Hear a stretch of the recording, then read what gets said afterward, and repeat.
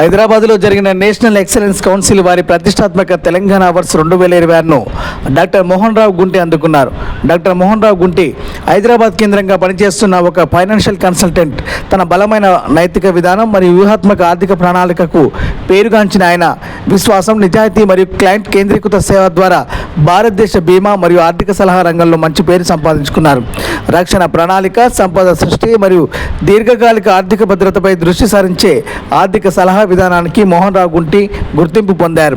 ఆయన మానవ జీవిత విలువ అంచనా, మూలధన అవసరాల విశ్లేషణ మరియు లక్ష్య ఆధారిత ప్రణాళికతో సహా నిర్మాణాత్మక ఆర్థిక వ్యూహాలకు ప్రాధాన్యత ఇస్తారు.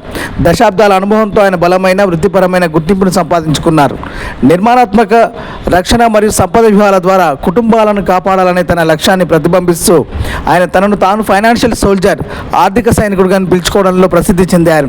అంతేకాకుండా ఆయన ఆర్థిక స్థితి, రక్షణ ప్రణాళిక, పెట్టుబడి ప్రణాళిక, పదవి విరమణ ప్రణాళిక, పన్ను ప్రణాళిక మరియు ఆస్తి ప్రణాళిక వంటి కీలక స్తంభాలను కవర్ చేసే ఒక సమగ్ర ఆర్థిక చట్టాన్ని ప్రోత్సహిస్తారు. తద్వారా సంపూర్ణ ఆర్థిక వ్యూహాన్ని నిర్ధారిస్తారు.